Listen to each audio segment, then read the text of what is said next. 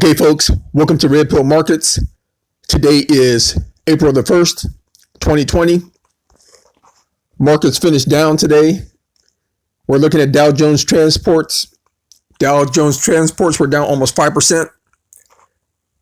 In the next week to 2 weeks, it needs to be above 8,000 if we want to keep going higher. If not, it's going to easily be under 6,500, probably even closer to 6,000. Let's look at the Dow DJI.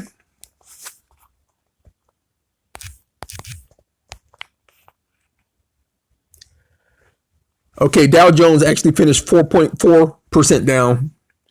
It needs to be above 23,000, preferably above 23,500 in the next week and a half, or we're going to be 17,500, 17,000. Let's look at SPY, which is small cap, or S&P 500. S&P 500 is down 4.5. It needs to be closer to 280 in the next couple of weeks, or you're probably going to be looking at 200, maybe even 180 area. Let's look at QQQ, which is NASDAQ. NASDAQ was down 4.25%. It needs to get it in the 200% or 200 point range for QQQ in the next week and a half, or you're going to be looking at 160, possibly 150. I didn't look at the bottom yet. IWM is up next. Small caps.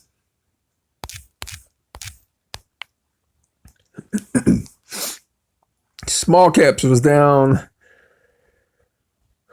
7%. Small caps really needs to be in the 130 area in the next couple of weeks, or you might be looking at 90.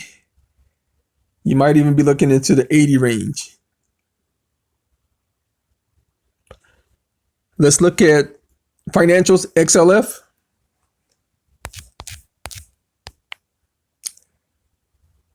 XLF was down 6%.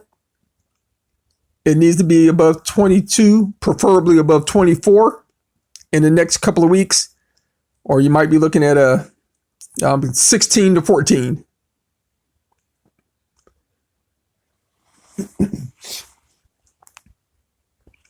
Still working on getting the videos to Patreon, so everybody can be patient with that. I'm also still working on a fee schedule. A lot of people don't realize that they can move their 401k. I saw somewhere where during this last bull run that we had for the last 10 or 12 years, we produced 500,000 millionaires. Well, those 500,000 millionaires are no longer millionaires, and they're probably going to lose at least $500,000 coming up. And they could have saved all that money if they would have just known where to move. You can't depend on your financial advisors to tell you where to move, or brokers, or anybody who manages money. Unless you're a huge client for a bank, they're not going to tell you to move your money when it's falling. They'll tell you to hang in there, and then you take all these losses and somebody else gets your money.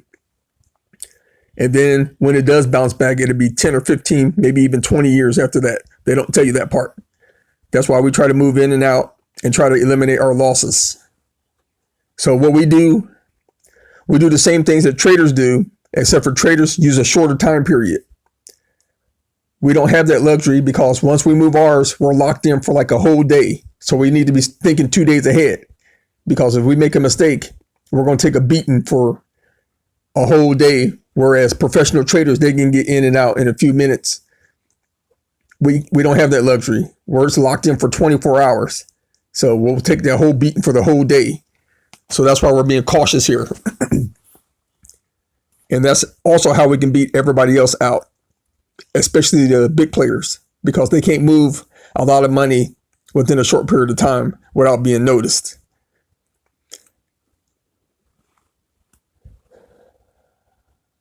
Thank you for watching the videos. Like, share, comment, and subscribe. Later.